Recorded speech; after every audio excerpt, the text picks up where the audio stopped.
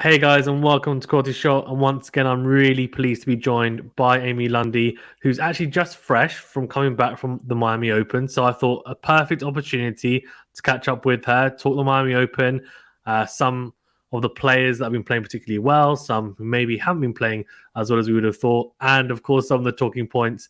I'm sure we'll be touching upon code violations and umpire abuse, etc., because that seems to be a bit more of an ongoing topic of recent times. Amy, how you doing?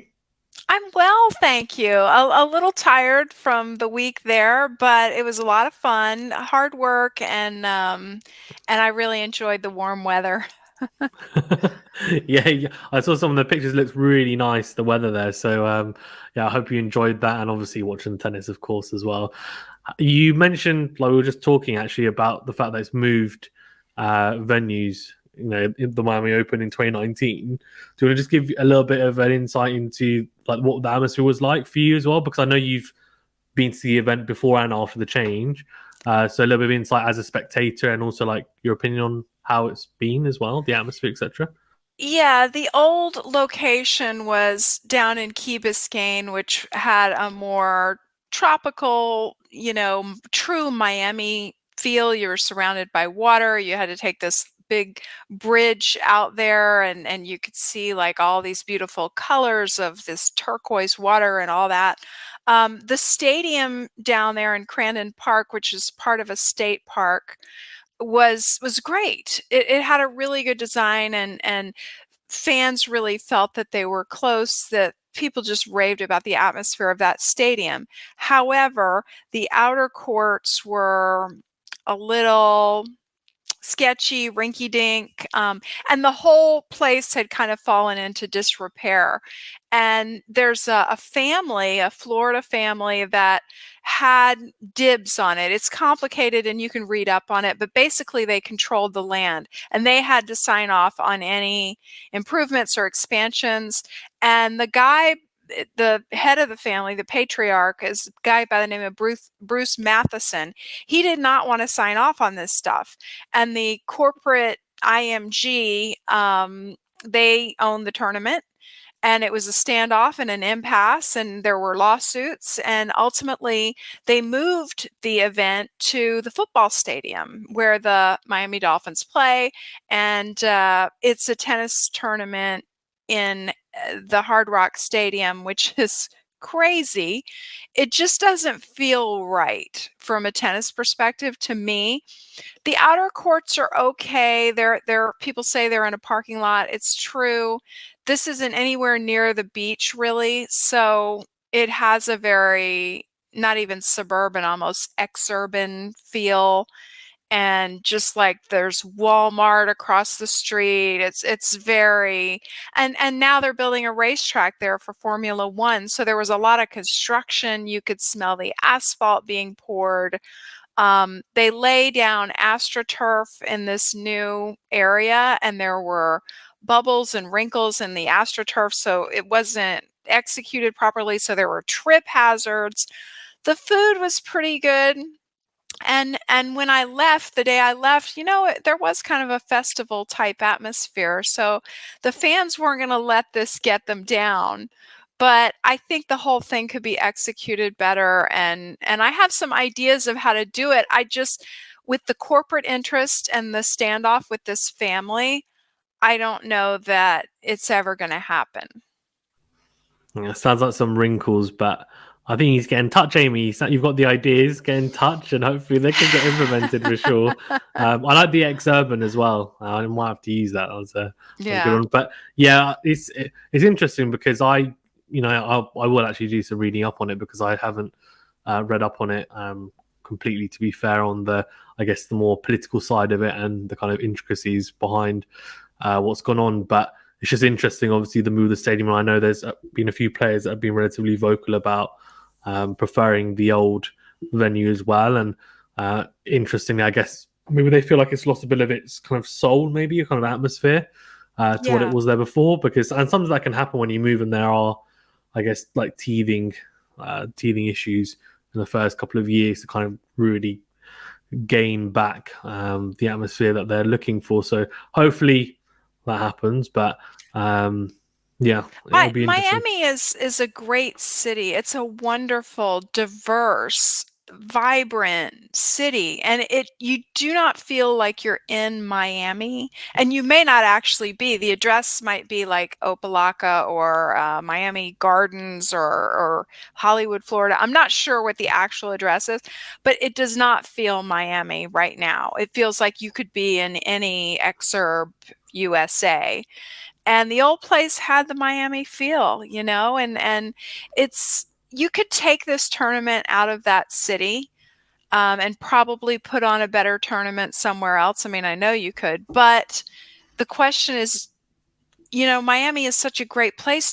It's like a missed opportunity not to have a tournament there. And my idea actually is to move it back to the old place, Mm, do some refurbishments that the family would be okay with. What they did not want is a large expansion. mm, And IMG, being IMG and wanting to make a lot of money, wanted to expand. Like, let's sell more tickets. Let's bring as many people in as we yeah. possibly can. I would actually go the Monte Carlo route. I would make it small, Mm, and less is more, and sell just enough tickets to be able to comfortably move about the place, and make it like a really special Miami tournament. But that's never going to happen because a corporation owns the tournament and they want to maximize their profits. exactly. And as we all know, money talks, Yeah. unfortunately. So that is kind of the be all and end all. It's all a business, unfortunately, when it comes down to the nooks and crannies, I guess. But yeah, it's an interesting one for sure. On the tennis front, I guess, do you see any interesting matches? Any standouts whilst you're there? I mean, I thought the Kyrgios matches were very entertaining, and he lost today. Of course, I Yeah. left town. He decided Yeah. to melt Yeah, I watched down. that. I watched that. We'll discuss that in a bit. Yeah. Um, on the women's side, I think Badosa's playing really well. I know she was sick, and hopefully she's going to be okay. But Yeah. she pulled through that match last night. I think the big takeaway for me is that the players are pretty doggone tired. They're Mm, fatigued from having just played Indian Wells, and sometimes you got to mm, play back-to-back days. Then you got to fly across the United States, get used to a new time zone and different atmosphere. It's hot. There's high humidity, yeah. and it just the ball moves differently. It's more of a, the whole, although the weather was really good, it's more of a sluggish feel. And you Yeah. had just a ton of withdrawals Yeah. and fatigue and injuries. So, I mean, again, my thing would be to move this tournament away from Indian Wells. I know the purists are going to say, but then you won't have a sunshine double. But are we really enjoying the sunshine double right now with all the Mm. players dropping out? Yeah, no, it's a really good point.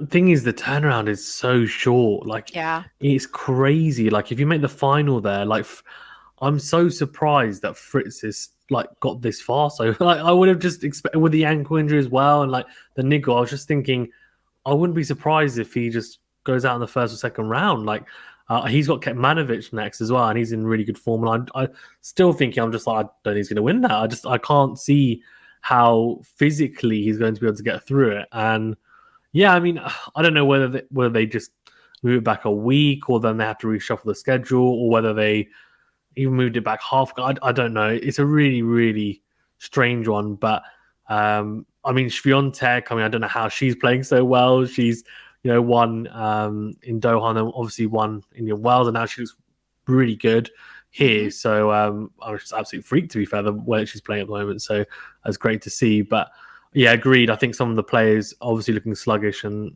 it's not great to see so many withdrawals. You'd want to have as strong a roster as possible. I'm sure Miami would want that as well. Like the fact that obviously this year is a bit different. Nadal's, obviously injured, but last year he pulled out because he didn't want to. He probably because of overload. So that kind of says a little bit about it. And you said, I think when we discussed Nadal, you said you'd like him to play Miami because of the Hispanic kind of the contingent there in Miami. And we saw that with Badosa doing an interview in Spanish, which you don't normally see because I think she's really good, but she did it for the crowd and the crowd loved it. And it's quite cool to see. So that was all great. But yeah, let's start on Kyrgios, if you don't mind, because you saw some of his matches and I thought throughout the whole week until today, anyway, we'll kind of take that as separate because it's just happened and it's completely different to how he's been mentally anyway.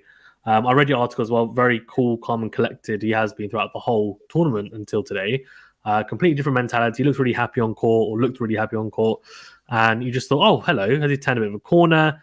You always knew, okay, it might come out at some point, but with the umpires, pretty well behaved, very chilled. I mean, the performance against Rublev was clinical. I watched that from start to finish. I just thought, wow, like this is kind of some of the best tennis I've ever seen him play. And this year, he's only really lost to some of the best players on tour, really. I mean, that's what's really happened. Medvedev, obviously, Nadal, Sinner. I mean, today he's playing some very good tennis. I think he probably would be a bit disappointed that didn't do better there just because of the caliber of opponents he's lost to earlier in the year. But what's your gauge of how he was playing, because you saw him in the flesh, and also his demeanor, etc., as well, leading up to today's match?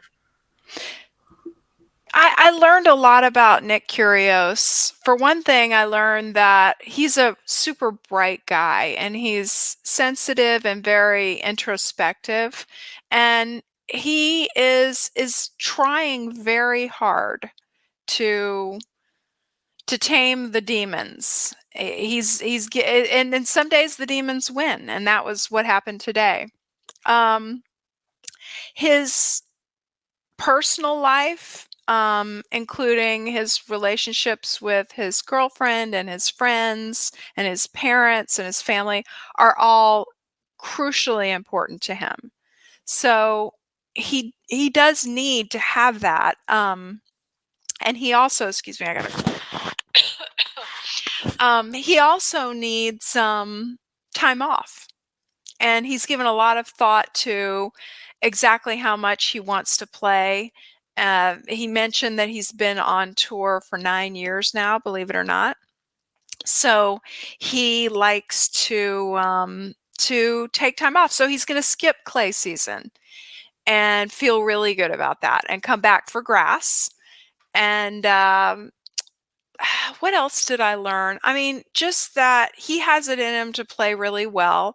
He admitted that, and actually it was a question that I asked him, he admitted that he does put more effort into certain points than he does others, and typically a tennis player is supposed to admit that they give it their best 100% of the time, but he did say certain points, certain games, he ratchets it up.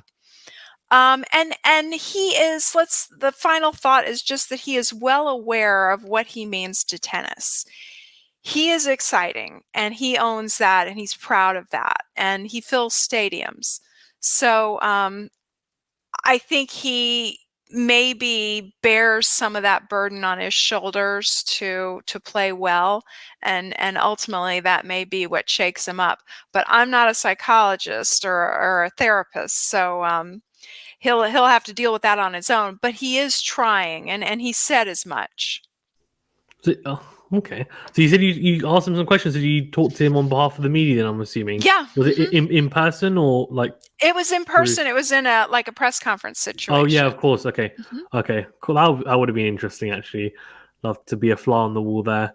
Yeah, no, I mean, that makes a lot of sense. It's interesting the point that you made about, he admitted that he kind of gives kind of more in other points, and I guess and you can correct me if I'm wrong, is he alluding to the fact that he's saying he manages his energy well, in the sense that, like, when he needs to ramp it up, for example, if he needs to save a break point, he'll ramp up the serve by 5 miles per hour more, and the forehand will suddenly start, and he's able to shift through those gears. I mean, he did a similar thing today, actually. I mean, the first set, I think he was hitting his forehand at like 85 miles per hour average, and then second set it was almost near 90, and he obviously knew he got the penalty game at the start of the second set, knew he was already a breakdown, had to ramp it up and try and find something, didn't manage to, but it kind of shows, I guess, that he's able to go through those gears. I mean, the match against Rublev for me was just like a standout in the sense that I know Rublev is limited in some aspects, but he is a top 10 player. He has been, top 5 as well. So he is a very, very good player and he's very consistent. Doesn't have many bad matches. And just the way that he dismantled him in the bagel in the second set was just like, wow. Wow, like this is something like special. Like, he could do something really special in the tournament and obviously blew up today, unfortunately. But I mean, did you see that? Was that one of the matches you saw live? Yeah, and my perception is that Rublev is a better player than that match. Yeah, He's of course. exhausted. I mean, the guy just played so much last year, barely had an off season, and I just think that he's at his tipping point and he needs rest. Plus the Russia Ukraine Yeah. conflict, everything that's going on with that. And if he had been rested and this had not been weighing on him, then it might have been a better match, a closer match. But Nick played well. Yeah, no, I agree. I agree. And then I guess on to today then. The first set was phenomenal. I thought really, really good tennis, great watch, and then obviously the implosion. And I kind of want to isolate the kind of the antics, I guess, from him today more because we've seen some instances with Brooksby and then also some instances in the Australian Open and other tournaments. And I kind of just wanted to ask you more broadly on that, but. In terms of performance, I mean, disappointing. Obviously, mentally broke himself as well. But I mean, how good was Sinner as well? He's just Yeah. playing so well. The amount of balls he was able to take within the court as well, rushing Kyrgios, and it's probably the best serving performance I've ever seen from him. Actually, to be fair, I thought he served that well, and it seems to be something that has improved drastically this year because last year it was a real weakness. I thought personally, anyway, in his game. I thought the serving was clutch. There were a couple of really much needed clutch aces in that second set when Kyrgios was, getting into some of his service games. And Kyrgios was, he was jawing at Sinner a little bit. Like at some point he said, how many people are here to watch him? Pointing at Sinner. And Sinner could hear all this. And so it's like the more tempestuous that Kyrgios got, the calmer Sinner got. And just played almost a picture perfect unflappable type of match. Yeah. I was there for the Brooksby thing too, and I also got to talk to Brooksby off to the side, and I think Brooksby when he came out of the match, he was pretty surprised that this incident kind of blew up the way that it did, and he didn't realize that it was going to be a thing. And he just started apologizing and, saying this isn't going to happen again. And I think the cases there are probably separate because I really don't think that we're going to see a lot of outbursts from Brooksby going forward. I think he learned his lesson. Nick, Nick's going to be Nick. On the men's side, it's the men's side, and we can just touch on the women's as well. So Cerundolo, Argentinian, just beat TFO today as well. He's playing really well. That must have been a close match. Yeah. Mm-hmm. Yeah. Good to see him coming through, and also Medvedev, obviously, and Zverev are both coming through pretty nicely in the tournament so far. Brooksby played really well in the first set versus Medvedev. I think he was 5-3 up, if I'm not mistaken. Surrendered the break, lost that first set, and then got breadsticked in the second. It was 7-5 in the first, right? Yeah, 7-5. Okay. Yeah, so he lost 4 games in a row, and then Zverev obviously beat Kokkinakis, who's got a little injury. But those two going strong. Yeah, what were your thoughts on the men's kind of scene? Nori's lost; he had a bit of a calf injury. Her catch is actually playing Harris at the moment. And we've got an amazing match, which I have to get your thoughts on, which is Tsitsipas versus Alcaraz, which will be they'll be playing as soon after we finish recording. So I need to get your thoughts on that as well. But yeah, what's been your thoughts on the men's side in terms of how people have been playing? I know you said a few people were tired, but any surprises? Happy with Injured, the way people play? tired and injured. You asked, I'm just going to plug in my computer so that we can keep talking. I'm just going to make sure my battery doesn't die. Again, if I had like a dream world, I think I would move Miami to the start of the year, before Australia. That would require Australia to move to where it was in 2021, which was it was played in February, and I thought that was great. I thought it worked out really well. Hang on one second. I'm just going to plug in because I got a notification that my battery was low, and I don't want to lose you here.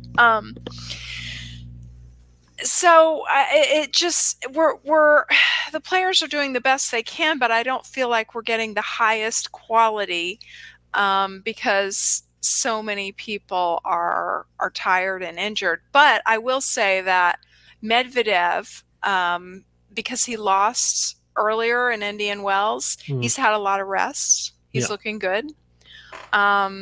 Also got a question into him about the slowness of the surface, because surface speed is a huge deal for him. Yeah. And, the faster the surface, the better he's going to do. And both Indian Wells and Miami are slower surfaces. And he feels that Miami is kind of an in-between, in between Australia and Indian Wells. So I think that's enough for him to, if he's rested, I think that's enough for him to do well here. And then the other big one is Alcaraz. And I believe that, unfortunately, that would be the perfect final, Medvedev and Alcaraz. I think Alcaraz and Medvedev would meet in the semifinals, though. Yeah. And he's on fire. He's looks so good right now. He looks like the strongest player in the field. So if the two of them meet in the semis, circle that one. And I would love to analyze that and break it down, and I'm sure I will. And then what was your other question? Was it something about the women? It was actually about Alcaraz Tsitsipas. Oh, that's right. A bit later today. Oh, that's right. Yeah, I mean, I think Stefanos is still coming back from his surgery, and he's just now reaching that crest or that wave. But I think that and he's been, a little bit that I saw him play, Stefanos has been messing around with the slice, which doesn't come naturally to him, and trying to develop that stroke and improve that stroke. And I think Alcaraz will punish that wing. He will go to the backhand and just feast. But you never know, because these are two amazing players. And I think Alcaraz is definitely headed for the top 5 sooner rather than later. You had it here first. Yeah, well, to be fair, I talked to someone earlier, and they predicted Alcaraz to win Miami and even to win a slam this year. So, yeah, people are very high on him. And, I mean, I wouldn't be surprised, to be fair. he's going to have to get through Medvedev. So... And Medvedev at this point is a Grand Slam champion and a very experienced player. So that will be an interesting watch. Agreed.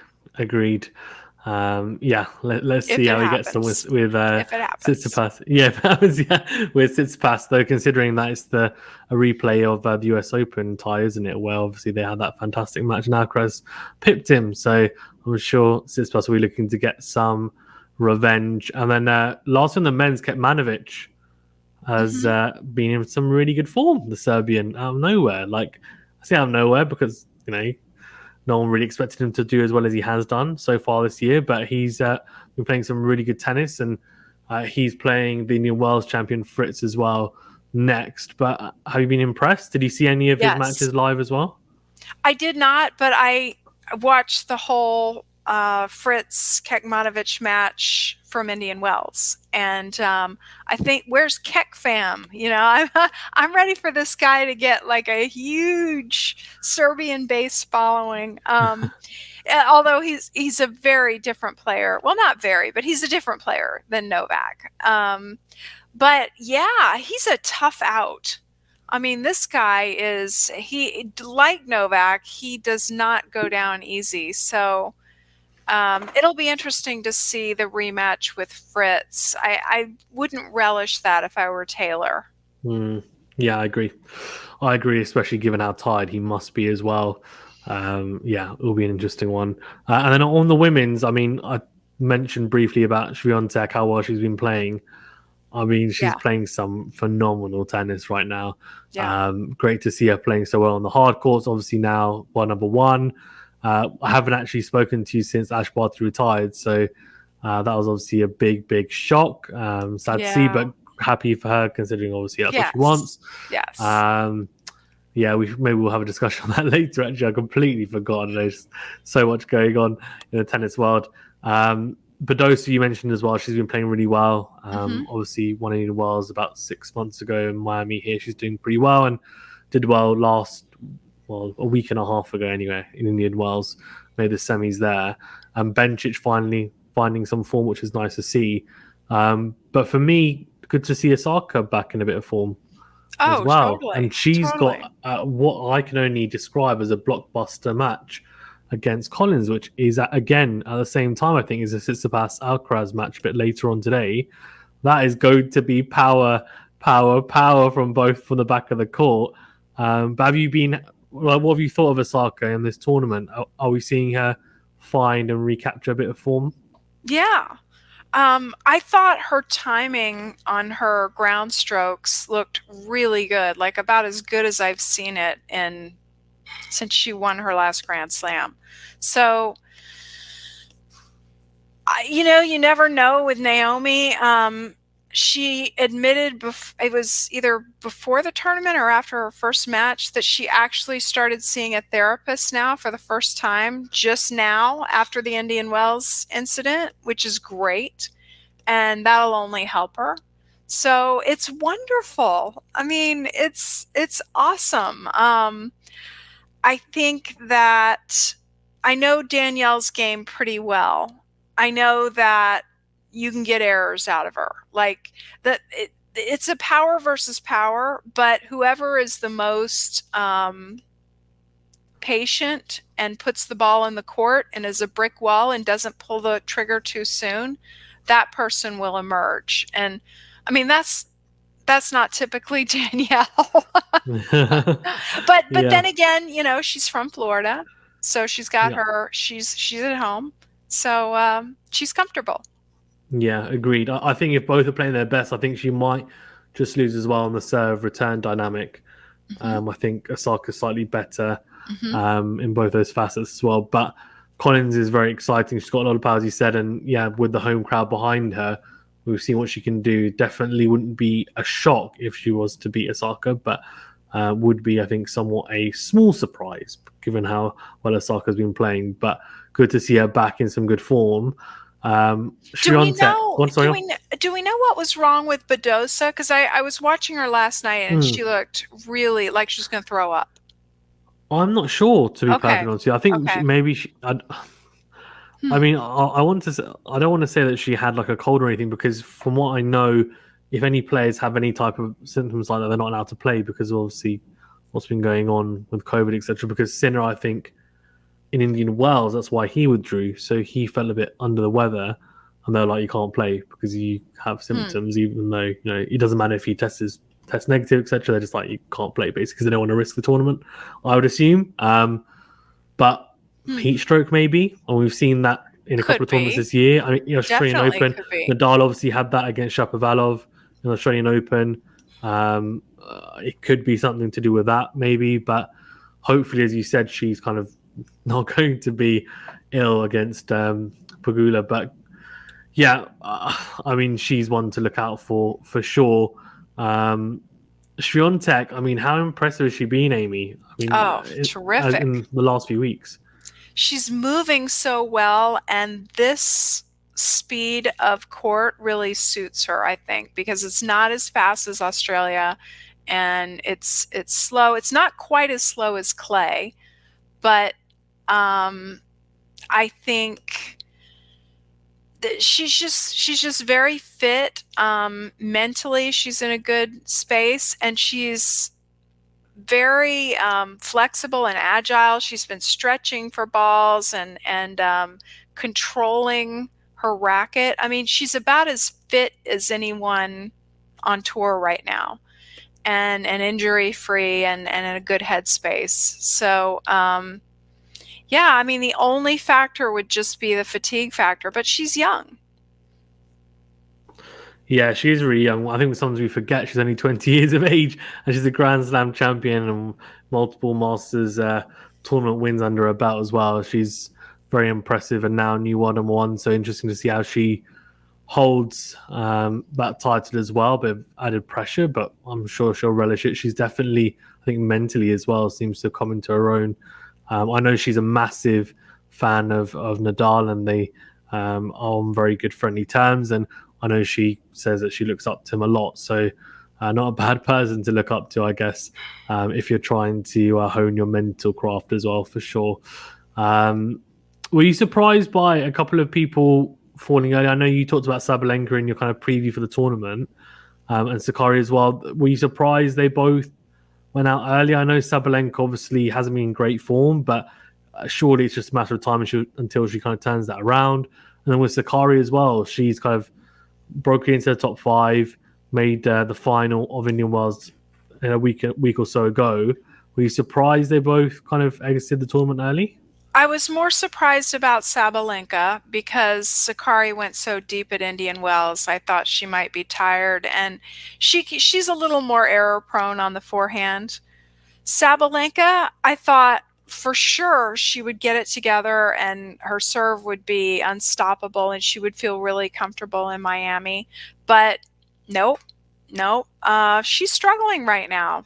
She may need to stop down and rework some technique and work on just settling her mind a little bit. But I mean, I'd like to see Sabalenka play more defense and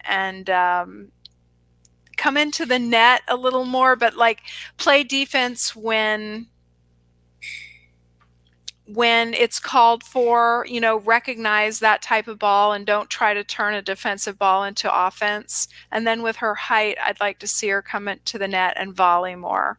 And not talking about a swing volley. I'm talking about more traditional volley where, like Ash Barty has done, and it may be like a 3 volley combination.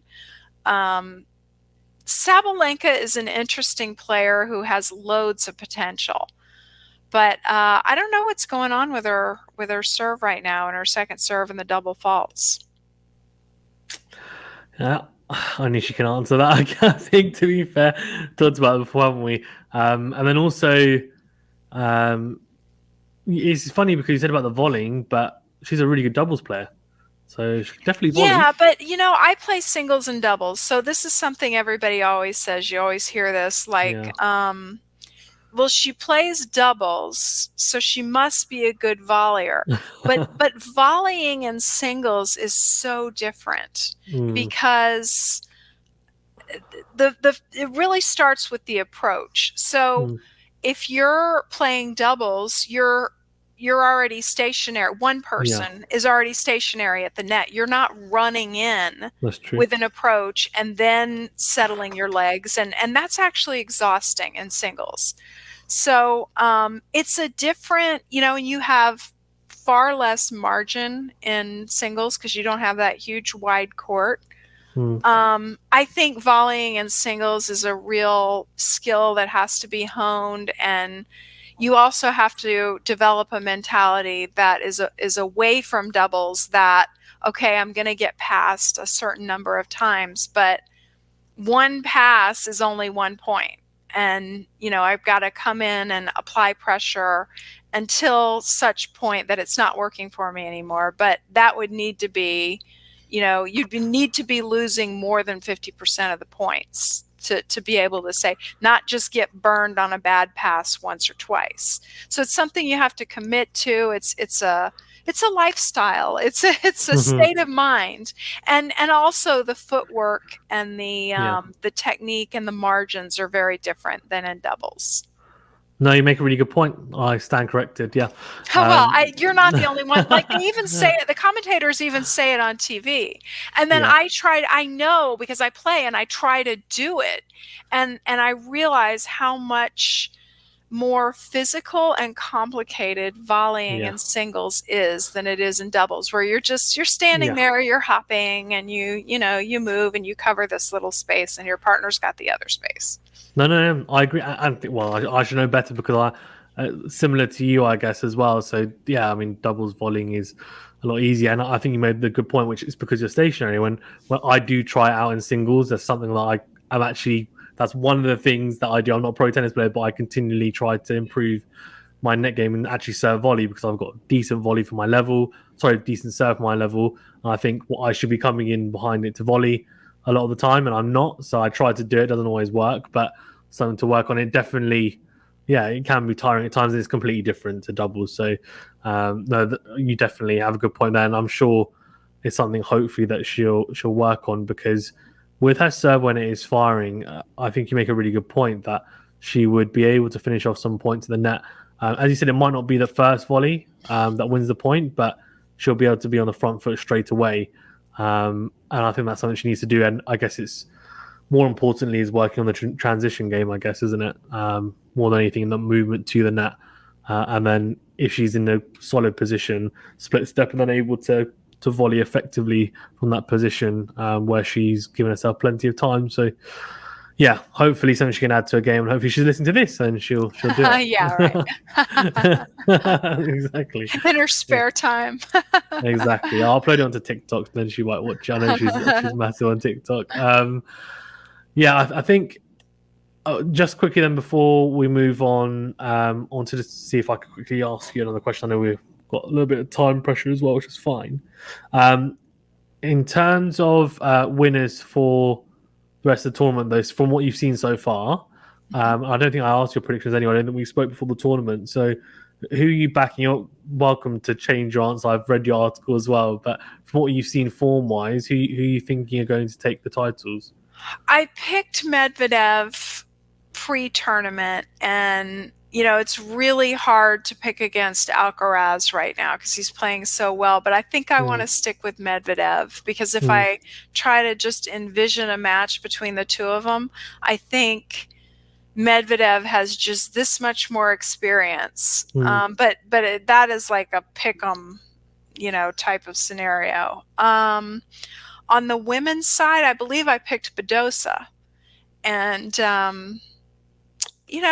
I thought that maybe Swiatek would be tired, and the whole thing with her becoming number one in the middle of the tournament, nobody ever knows how somebody's going to react to that. Like, are you buoyed by it, or do you feel like all this pressure now? Well, I got to win. I'm the number one player in the world.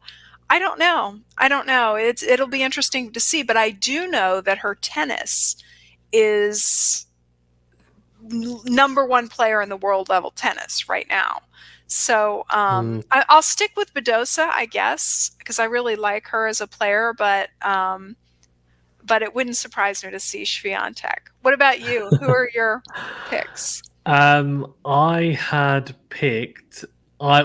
Initially I'd picked Felix initially, which was like, I was like, oh, come on, you can do something here. Trains out of Miami, if I'm not mistaken, as well. Oh, I didn't know that. I think him and Shapovalov both do, if I'm not mistaken. Could be wrong, but yeah. And I thought, okay, training out there and had a good start to the season, had a bit of a slump, but come back. Slower courts, slightly slower, hard courts, forehand's going to work, and obviously lost to Kecmanovic again. And I was like, oh man. But then on the women's side, I went with, I think I did go with Badosa actually as well, if I'm not mistaken. So I thought Swiatek, I just thought surely she can't do the Sunshine double, like as in surely she must be tired, but doesn't look tired at all. So what do I know?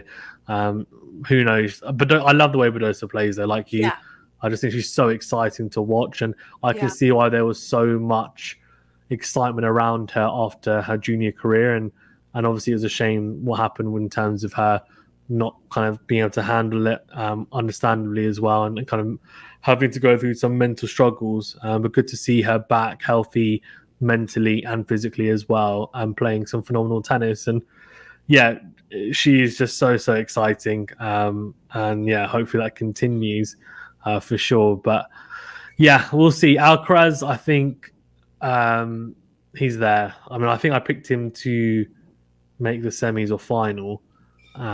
Anyway, so I So think that would mean wouldn't be he'd beat surprised. Medvedev.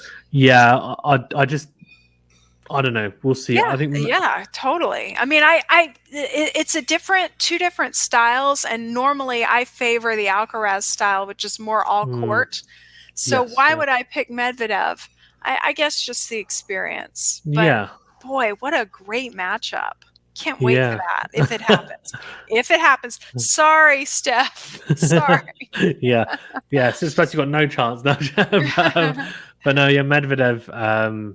You're right though. Like experience pays. It really does. As always, some fantastic insights. So thank you. I really appreciate you coming on as always. And yeah, we'll That's definitely great. catch up again soon. Thank you for having me. No worries. You're welcome as always. Guys, do check out also Amy's, well, I guess pieces on tennisconnected.com. Some really good pieces, especially covering Miami recently as well. Really good piece on Kyrgios before his little outburst today. And then also do check her out also on Twitter as well. And of course, the tennis podcast as well on YouTube, which is Amy Gill and also Joel Drucker on there, which is always a fantastic watch as well. Thanks very much, Amy, again. Appreciate it. Guys, stay safe and well. And yeah, we'll see you on the next video. Thank you very much.